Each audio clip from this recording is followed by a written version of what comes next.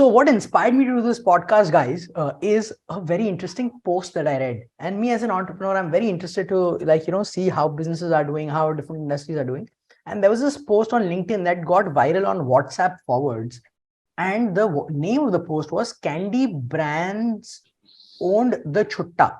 So usme, the writer, I think his name is Abhishek Patel, founder of GrowthX, he makes a point. He's saying that basically before UPI in India, there is a United Payment Interface, UPI payments हो रहे हैं, तो उसके पहले लोग cash में transact करते थे एंड उसके लिए छुट्टे नहीं होते थे. So when they used to pay something in the cash, the shopkeeper used to give them a couple candies.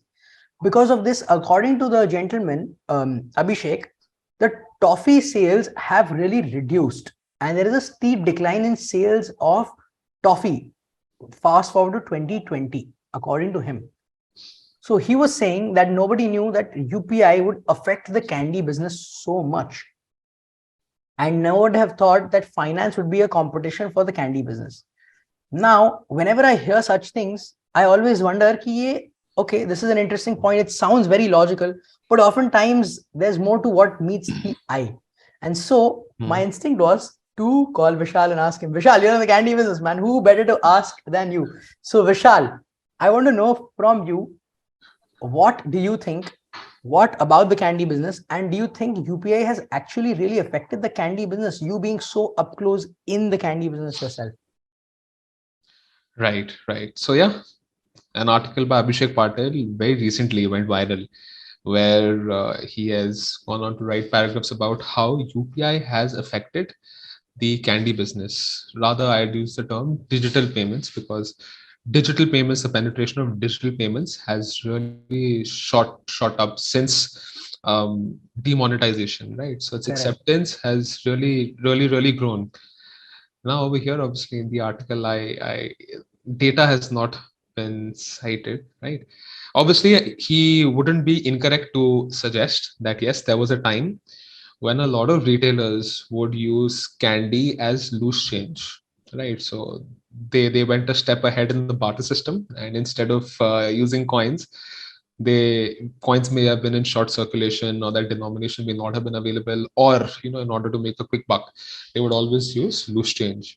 Now, loose change also is of different types. I mean, if it's branded, sure, the perceived value would still be close to 1 rupee.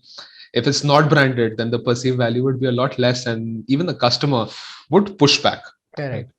Now, while he has referred to candy sales over there as forced sales, I personally remember that whenever I have been in a situation in which I have been offered loose change in the form of candies, I think I have made it very clear that I don't want it. Correct. While this practice was ongoing, this practice was not the fundamentals, or this wasn't the foundation on which sales of candies stood. Correct. मतलब इस भरोसे perfect ही तो नहीं था कि भाई loose change के भरोसे हमारा बिजनेस चल रहा है. Any company for that matter, because confectionery, sweetmeat is an impulse purchase, primarily an impulse purchase. So I think very few companies, I think none of the companies track how much loose change is being sold. Okay. So just confectionery in the sense, you could start at laddus. Laddu is also confectionery, right? A 2 rupee laddu, a 5 rupee laddu. So I'm sure a laddu was not offered as loose change. While the practice used to exist, I'm sure it used to be a very small part of the like you said, the forced practice of using it as change. The second thing is that a lot of companies have actually grown, right? It's not like pre digital payments they weren't growing, but they were growing before digital payments, and they've been growing ever since also.